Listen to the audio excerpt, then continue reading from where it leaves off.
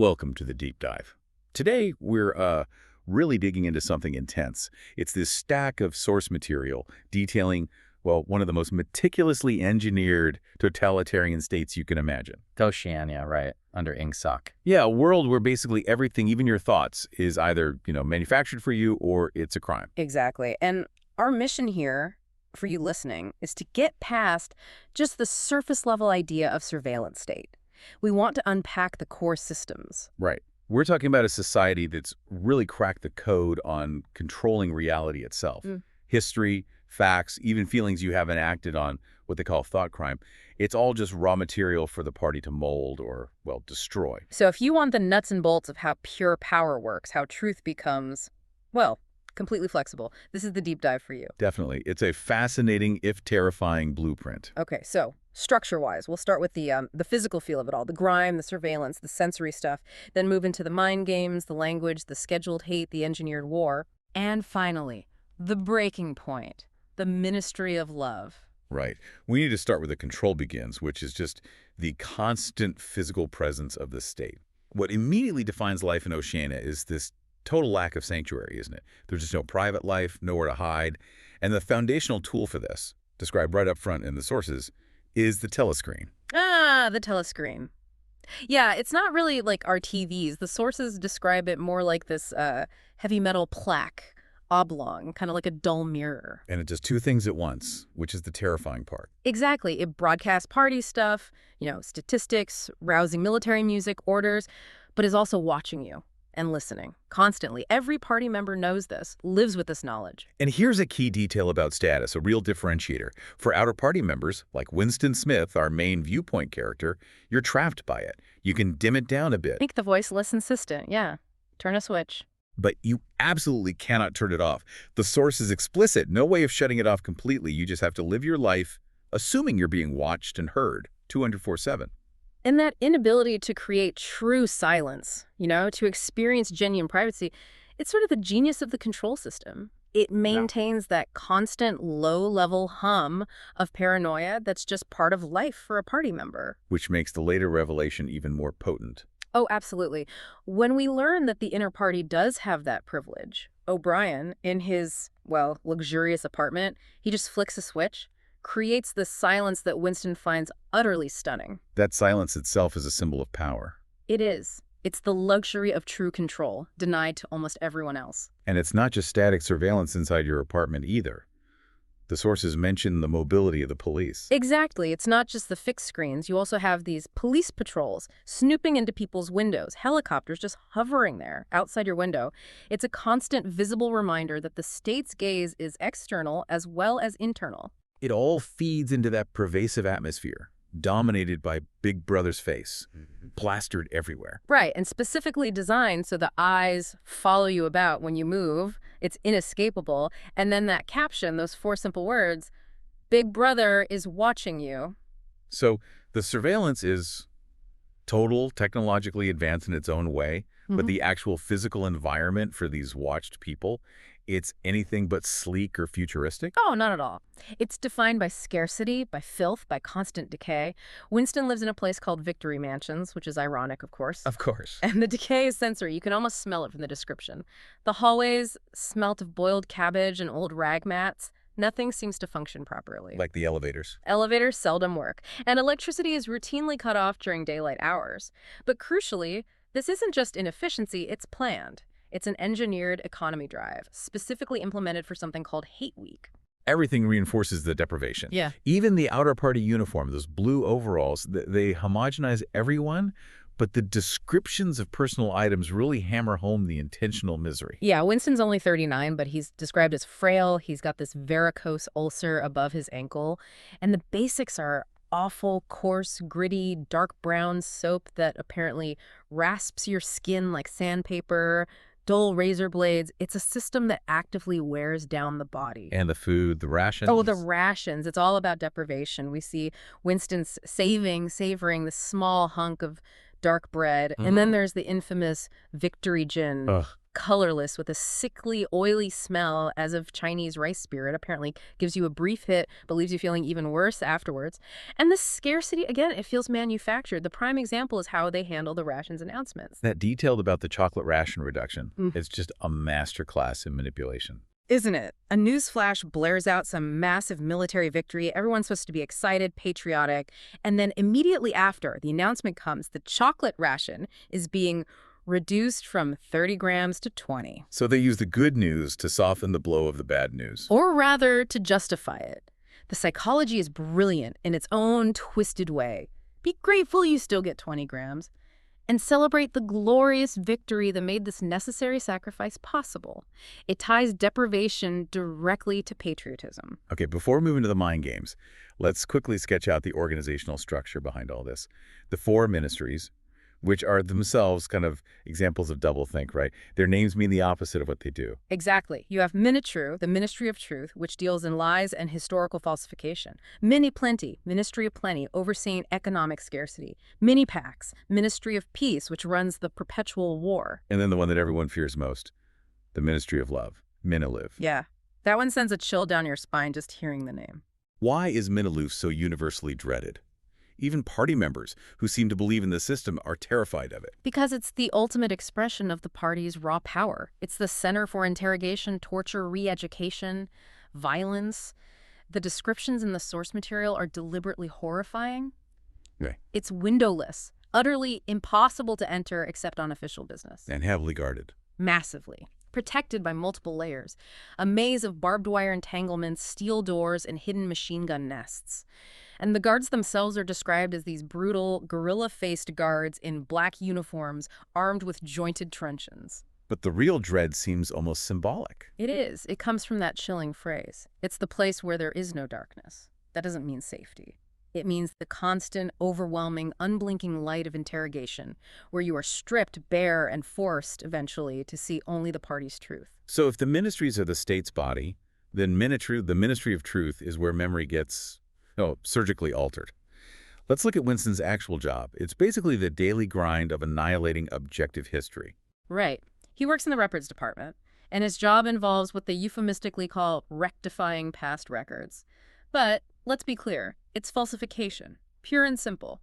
Every single prediction the party ever made, whether it's about, I don't know, shoe production or who they're at war with, it must be retroactively proven correct by documentary evidence. So if Big Brother said they'd make 100 million pairs of boots, but the real number was only, say, 50 million, Winston gets a message. Yeah, often in that clipped, abbreviated party jargon, something like Mini-Plenty mal-quoted chocolate rectify, or times 17.3.84 ref BB speech victory figures adjust. And he physically rewrites the old records. Manually. He rewrites the articles, changes the numbers, sometimes invents entire news items or statistics to fit the new narrative. And then this is key, the original documents he used, along with his own handwritten notes or drafts, they all get shoved into the memory hole. The memory hole. Describe that. It's literally a slit in the wall connected to this network of tubes leading to huge furnaces somewhere deep in the building. There's a powerful updraft. The documents are just sucked away and immediately devoured by the flames. The destruction is instant and total. And the scale of this. It's staggering. It's not just newspapers, is it? Oh, no. This continuous alteration applies to absolutely everything. Every conceivable form of record. Books, periodicals, pamphlets, posters, leaflets, films, soundtracks, cartoons, photographs, anything that could hold a memory of the past is subject to this constant rewriting. The source material uses that powerful metaphor. The palimpsest.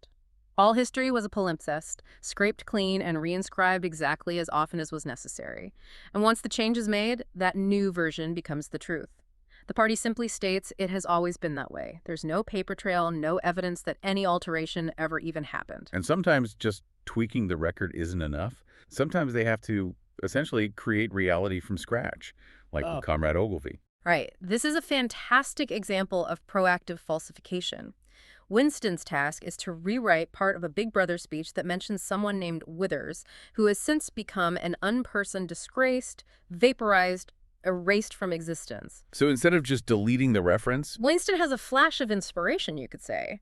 He realizes it's much more effective to replace the void left by Withers with a brand new fictional hero. and thus Comrade Ogilvy is born. Exactly. Comrade Ogilvy. A totally invented character, a model citizen who supposedly just died heroically in battle, never drank, never smoked, pure ingsoc thoughts, died clutching the party banner.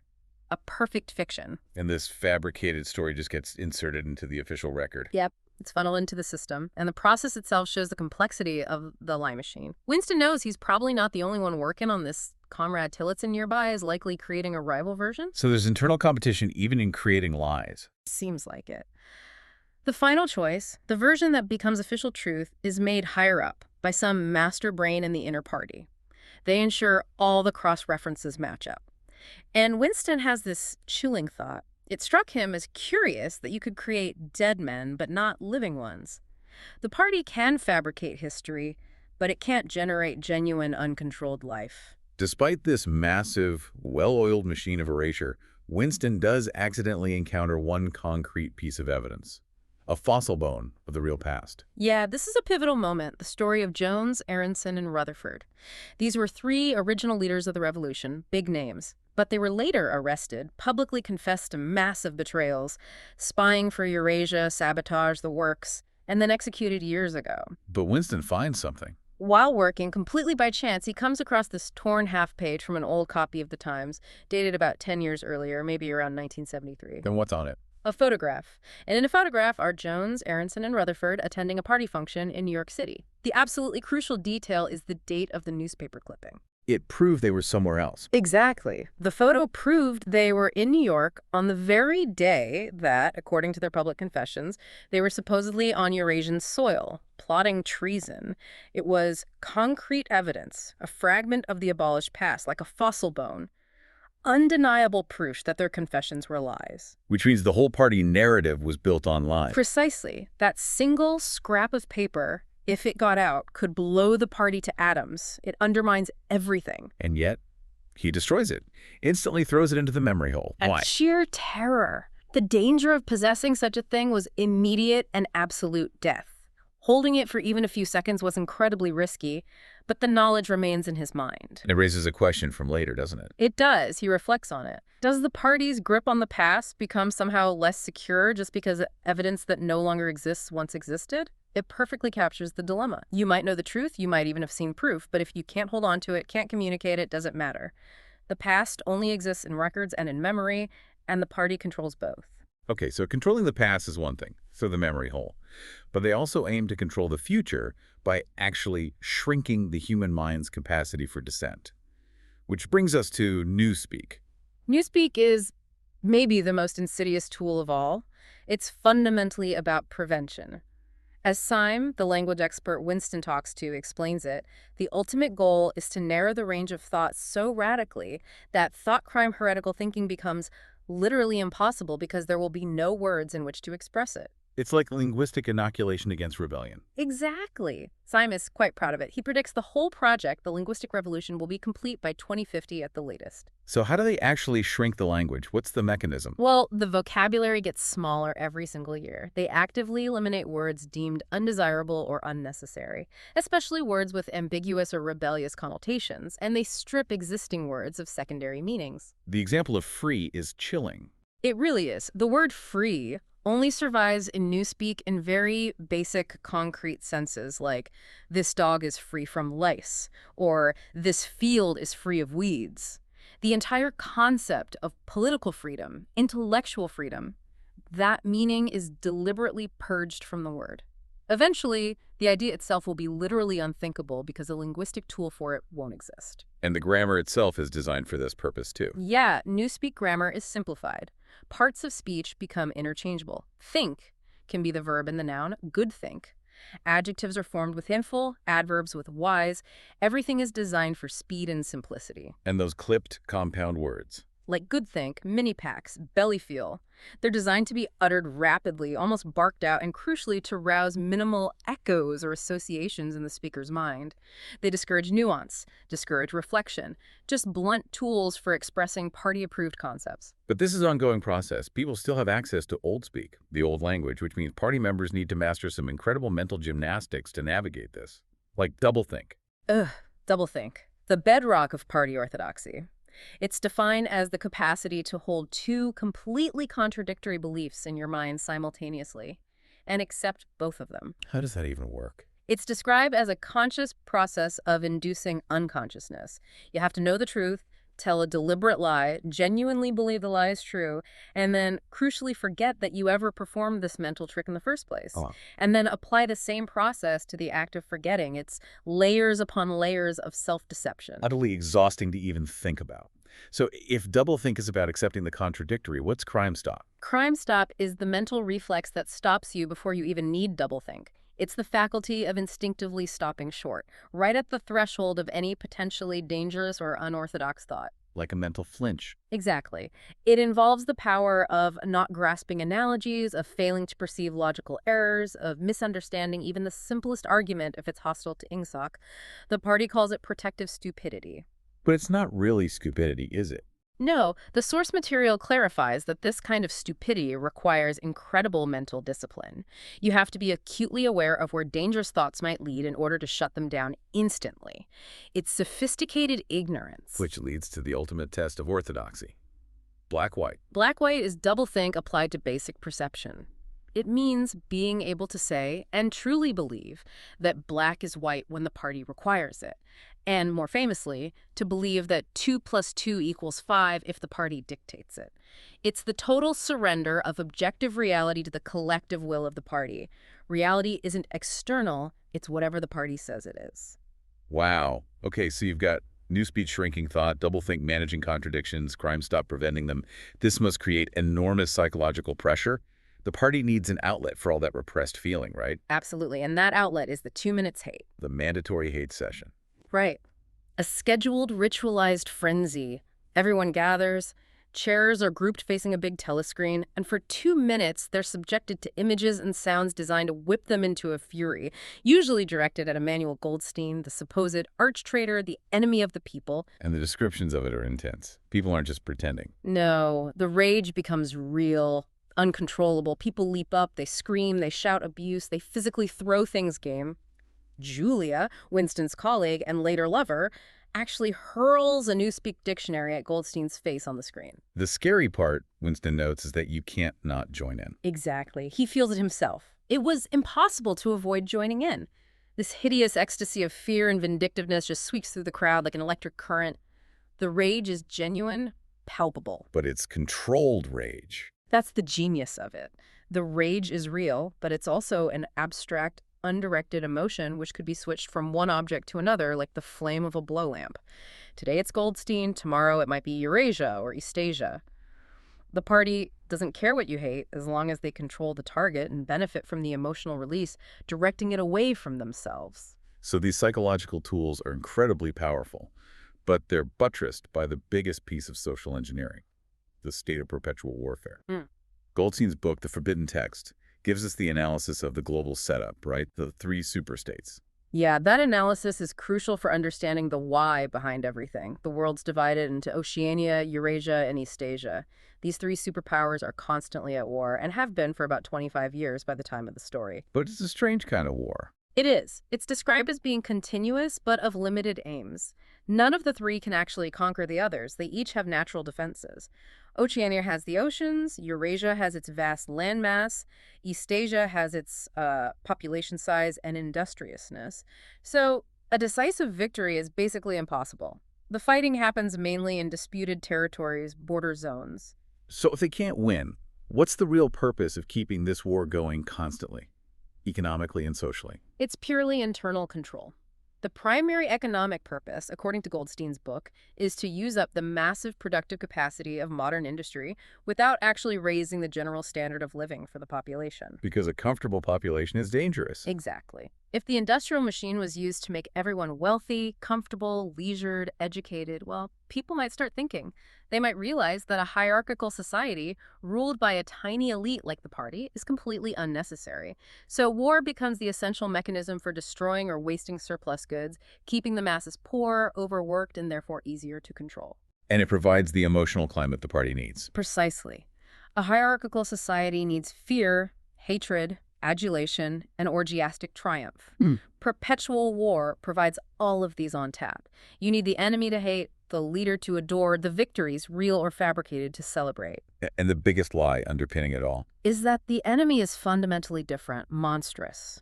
Goldstein's book states flatly that the three competing ideologies, Ingsoc in Oceania, Neo-Bolshevism in Eurasia, and whatever Eastasia calls its system, often translated as obliteration of the self or death worship, are barely distinguishable. Their social structures are essentially identical. So the war is fought to keep them separate. Yes, to prevent the citizens of one superstate from ever meeting and realizing that the citizens of the other superstates are just people, ordinary people, creatures similar to himself.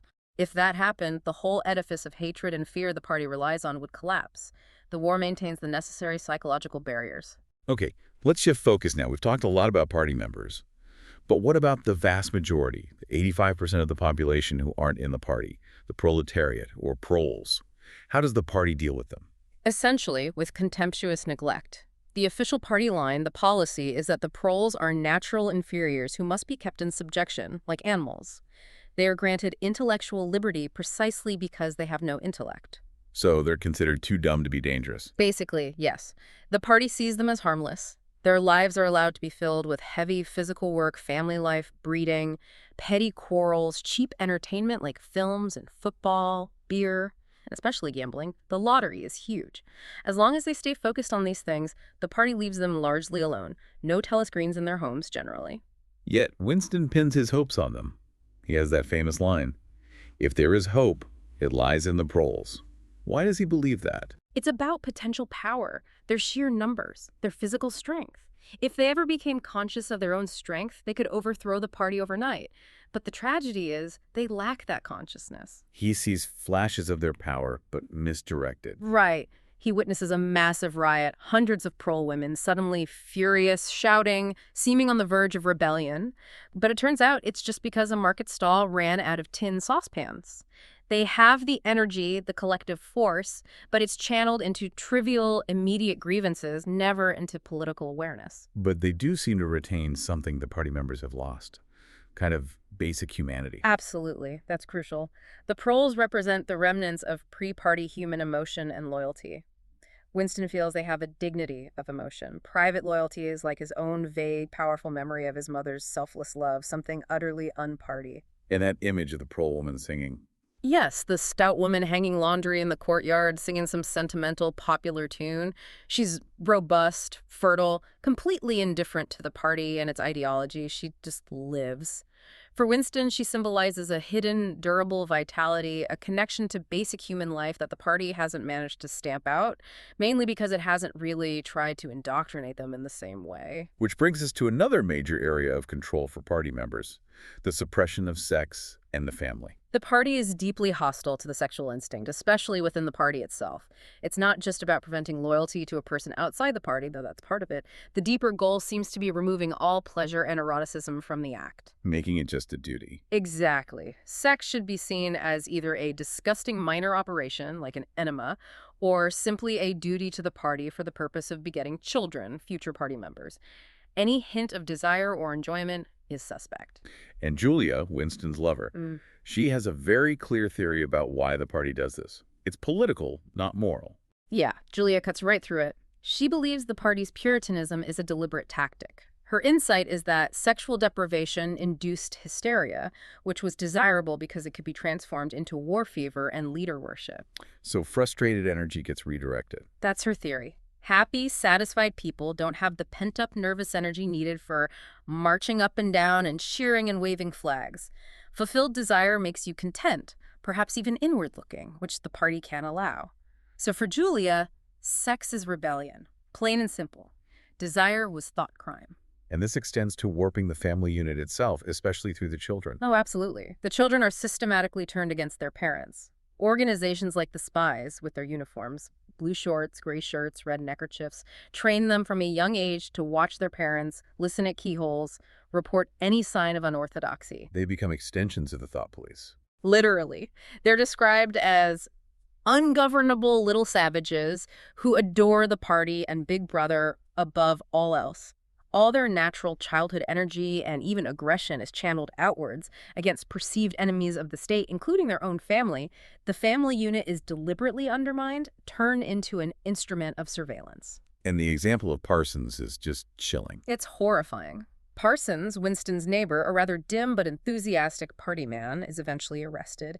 And he actually seems proud, telling Winston in the Ministry of Love holding cells that it was his own 7-year-old daughter who denounced him. She heard him saying, "Down with Big Brother" in his sleep, apparently, possibly listening with a toy ear trumpet she got from the spies. He's proud of her party loyalty, even as it sends him to his doom. Against this backdrop of total control, Winston and Julia begin their incredibly risky rebellion. It starts so simply. With that folded note Julia slips him, just saying, "I love you." And from there, their relationship is all about secrecy, risk, and cunning, especially Julia's cunning. She seems much more practiced at navigating the system. Definitely. She lives by that pragmatic rule. If you kept the small rules, you could break the big ones. She plays the part perfectly enthusiastic volunteer for hate week preparations, always saying the right things, precisely because it provides camouflage for her secret acts of rebellion, mostly her affairs. They have to meet in secret, using codes, snatched moments. Relying on Julia's skill at finding relatively safe spots in the countryside or crowded streets where they can briefly talk until they find what seems like the perfect sanctuary. The room above Mr. Charrington's junk shop. Yes. And the absolutely critical detail for Winston, the thing that makes it feel like paradise, is that there appears to be no telescreen, a room without surveillance. It becomes more than just a meeting place, doesn't it? It's like a little pocket of the past. It really does. It's filled with things that evoke a lost time. An old-fashioned 12-hour clock, not the party's 24-hour one. That glass paperweight Winston bought downstairs, and the engraving of the old church, St. Clement Danes. And the rhyme. The fragments of the old nursery rhyme they exchange with Mr. Charrington. The shop owner, "Oranges and lemons, say the bells of St. Clement's." It's this fragile, desperate attempt to connect with the culture, the history, the very texture of life from the ancient time, before the party. It's a rebellion fueled by nostalgia as much as desire. And the room also becomes a place where the party's economic lies are exposed. Julia brings things. Real inter-party luxuries. This is concrete proof of the hierarchy. She manages to get hold of real chocolate, not the gritty victory stuff. Real sugar, white bread, real coffee, real tea. Things Winston hasn't tasted in years, if ever. Which proves the scarcity for the outer party is deliberate. Absolutely. It shows the inner party lives in a completely different reality of comfort and quality. Julia's black market connections give Winston a brief, illicit taste of that forbidden world. But this fragile sanctuary, this illusion of safety, it's doomed from the start. Winston makes a fateful decision based on a gut feeling. He acts on his long-held conviction about O'Brien. O'Brien is this high-ranking inter-party member, physically imposing, intelligent, someone Winston feels a strange connection to, convinced he must secretly be part of the opposition, the mythical brotherhood. The meeting itself is designed to overwhelm. Completely. O'Brien summons them to his apartment, which is described as spacious, luxurious, white-jacketed servants, good quality tobacco smoke in the air. The sheer contrast with Winston's life is staggering. And the key moment is when O'Brien does the unthinkable. He walks over to the telescreen on his wall and flicks a switch, turns it off. That single act, creating silence, confirms all of Winston's hopes. He sees it as the sign, the password. He immediately confesses everything. Spills his guts. Tells O'Brien they're thought criminals, enemies of the party, adulterers, rebels, everything. He holds nothing back. O'Brien then tests their commitment, asking them to swear an oath to the Brotherhood, an oath involving horrific acts. Yes, he asks if they're prepared to lie, cheat, forge, steal, incite violence, even murder. Are they prepared to throw acid in a child's face if the Brotherhood demands it, to betray their country, to disseminate diseases? And they agree to it all. Without hesitation. O'Brien then offers them wine, another taste of the luxurious past, as a toast. He confirms the Brotherhood is real, but tells them they'll be operating in darkness, receiving orders, never knowing much. But the final piece of proof O'Brien offers isn't political, it's cultural. Right. It's the nursery rhyme again. Winston starts reciting Oranges and Lemons, testing O'Brien. And O'Brien completes it. Perfectly. "You owe me 3 farthings, say the bells of St. Martin's." He knows the whole rhyme, connecting himself directly to that lost, forbidden past that Winston cherishes. For Winston, this seals it. O'Brien must be on his side. His trust is total and fatally misplaced. Because the arrest follows, suddenly, violently, and in their sanctuary. It's brutal. They're lying in bed in the room above the shop. Suddenly, there's a cold voice from behind the picture of St. Clement Danes. the picture falls, revealing a hidden telescreen. And the voice Is Mr. Charrington's, the kindly old shopkeeper, revealed now as an agent of the thought police. And he finishes the nursery rhyme with its final, terrifying line. "Here comes a chopper to chop off your head." The trap closes. Instantly, the room is swarming with black uniformed men with truncheons. Winston understands in that moment. Thoughtcrime doesn't just lead to death, it is death. The end was contained in the beginning. He'd always known deep down that the Ministry of Love was waiting for him. So the arrest leads inevitably to the Ministry of Love, Minilove. And this is where the party system reaches its climax, where the philosophy of Ingsoc is literally beaten into the individual. O'Brien's role shifts dramatically. Seamlessly, he transforms from the hoped-for fellow conspirator into the interrogator, the tormentor. But also, bizarrely, he acts as a kind of protector, an intellectual guide through the process. He embodies all these contradictory roles at once. His stated goal isn't just punishment, is it? No, O'Brien is very clear about that. He tells Winston they are not interested in mere punishment or extracting confessions for show. They are interested in curing him, making him perfect, sane in party terms. There are no martyrdoms here, he assures Winston. They don't kill the heretic while he's still defiant. They convert him first. They want him to genuinely love Big Brother before they eliminate him. And this is where O'Brien lays bare the party's core motive, the engine driving the whole state. Pure power. How does he distinguish this from older forms of tyranny? He draws a sharp line. He says past oligarchies, he mentions the Nazis. The Russian communists always pretended their power was a means to some other end. Paradise, equality, freedom, God's will, whatever. They might have been lying, but they paid lip service to an ideal beyond power itself. But the party doesn't pretend. Not according to O'Brien. He states it with brutal honesty. The party seeks power entirely for its own sake. It's not a means to an end. Power is the end. The object of persecution is persecution. The object of torture is torture. The object of power is power. It's a completely self-contained, self-justifying loop of dominance. There's no higher goal. And this power isn't just social or political. It extends to the nature of reality itself. This is perhaps the most terrifying part. O'Brien insists to Winston that reality isn't objective or external. It exists only in the mind of the party, which is collective and immortal. Whatever the party holds to be true is true. Which leads to the famous 2 + 2 = 5 moment. Exactly. O'Brien uses intense pain, administered through some kind of dial, to force Winston not just to say, but to see 5 fingers when O'Brien is only holding up 4. He systematically destroys Winston's reliance on his own senses, on external, objective truth. He tells him the laws of nature are meaningless if the party contradicts them. The stars, gravity, they are whatever the party needs them to be, because the party controls memory, and memory defines reality. And this philosophical assault is backed by relentless physical torture. Oh, absolutely. Winston is subjected to horrific beatings. Fists, truncheons, steel rods, boots. It goes on for what seems like ages. He confesses to everything imaginable, crimes he committed, crimes he didn't, betraying everyone, even confessing to murdering his wife, Catherine, who, as far as he knows, is still alive. He reaches a point of total physical breakdown. Yes. He realizes that the body is the ultimate betrayer. In moments of extreme pain or crisis, one is never fighting against an external enemy, but always against one's own body. Your own physical limits, your own nerve endings become the enemy. You become just a mouth that uttered, a hand that signed, whatever was demanded. Which brings O'Brien to his final, most potent weapon, the concept of the unendurable thing. O'Brien explains that for every person, there is something they truly cannot bear, something unendurable. Something that cannot be contemplated. It's beyond bravery or cowardice. It's the absolute breaking point unique to each individual. And that's what Room 101 is for. Room 101 is the place where you are confronted with your personal, unendurable thing, the worst thing in the world, for you specifically. For Winston, it's rats. Yes. A cage, specially constructed, filled with large, starved, carnivorous rats, is brought toward his face.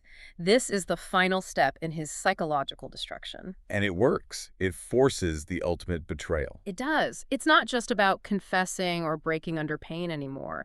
It's about transferring the unbearable suffering onto someone else. In that moment of pure animal panic, as the rats are about to reach his face, Winston screams the only words that can save him. Do it to Julia, not me. Julia, I don't care what you do to her. Tear her face off, strip her to the bones. Not me, Julia, not me. He puts her between himself and the horror. He successfully interposes the one person he loved between himself and the unendurable. In doing so, he destroys the last shred of his own integrity, his private loyalty, his love. The betrayal is absolute and complete. But even after that, the party isn't quite finished. There's a final phase, a kind of recovery. Right. After the breaking point in room 101, the treatment changes. Winston is cleaned up, given clean clothes, soothing ointment for his ulcer, even new dentures. He's moved to a more comfortable cell, given better food. He grows fatter and stronger. He's intellectually conquered now. Completely. He accepts everything. He willingly traces in the dust on a table. 2 + 2 = 5. He fully accepts the party's reality. The past was alterable. The past never had been altered. Oceania was at war with Eastasia. Oceania had always been at war with Eastasia. Doublethink is now effortless, natural. And his final brief encounter with Julia confirms the totality of the party's victory over their private rebellion. It's a profoundly bleak scene. They meet by chance in the park months later. She's changed physically thicker, coarser. Her face holds only contempt and indifference. They acknowledge almost casually that they've both betrayed each other. And Julia confirms the psychological mechanism. She says, chillingly, about the moment of betrayal. At the time when it happens, you do mean it. The torture didn't just make them say things, it made them feel them. It got inside them by manipulating their deepest fears, proving that love and loyalty could indeed be extinguished by sufficient pain and terror. So Winston is now just waiting. Drinking gin in the Chestnut Tree Cafe, a place associated with defeated rebels. The final sign of his complete mental surrender comes with a news bulletin. Yeah, Telescreen announces some great military victory in Africa, a moment of triumph for Oceania, and Winston feels not resentment, not indifference, but a sudden surge of overwhelming, genuine joy, and crucially, a profound flood of love for Big Brother. He's been cured. The source material concludes, the struggle was finished, he had won the victory over himself, he loved Big Brother, the conversion is total, the heretic has been saved, made perfect according to the party's definition, and is now fully integrated into the collective mind, ready for eventual oblivion. We've traced the sheer comprehensive nature of the INGSOC system. It's engineered not just to hold power, but to fundamentally reshape the human mind, to redefine reality itself. Newspeak, the memory hole, doublethink, Crime Stop, Room 101. It all serves to make independent, heretical thought impossible. And that core philosophy articulated by O'Brien really sticks with you. The party controls truth itself. They believe humans are infinitely malleable. Their system, they boast, is uniquely permanent because it attacks the very possibility of internal resistance, unlike any tyranny before it. And yet, there's that lingering question, that tension we touched on earlier, presented in the source material itself. If the party has achieved such total mental dominance over its own members, why does it leave the proles, that 85% largely unmolested intellectually? They're described as the potential source of future sanity, the immortal ones who just live and breathe and sing. It's the paradox, isn't it? If the party is truly all-powerful and controls reality, why tolerate this huge, potentially powerful mass whose simple animal vitality seems to exist outside their sophisticated control mechanisms? Their energy, their numbers, hold that latent power Winston believed would one day overturn the world. So it leaves you, the listener, with this final thought to chew on. If conscious political rebellion has been made literally unthinkable through Newspeak and psychological control, does the only real long-term hope for humanity, for sanity, lie somewhere else entirely? Does it lie outside the party's mental domain, buried deep in those basic human instincts, that raw life force embodied by the proles, even if that hope might take, as Winston speculated, 1,000 years to truly awaken? A deeply unsettling question to carry away from this deep dive into the mechanics of thought crime and the world of Oceania. Thank you for joining us.